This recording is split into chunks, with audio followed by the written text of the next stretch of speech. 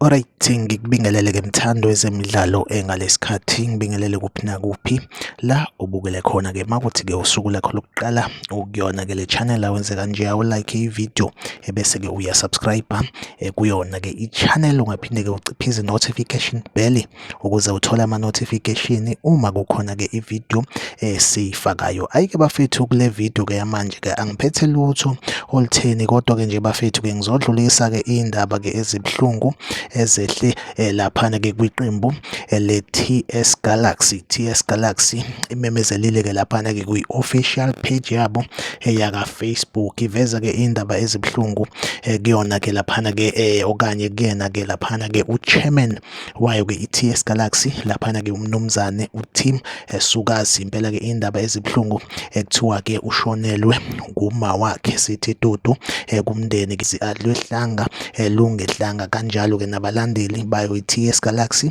okuhlanganisa-ke nabalandeli bazo-ke ezemidlalo. Like ividiyo, usubscribe kwi-channel, mina nawe asihlangabezane kwividiyo elandelayo.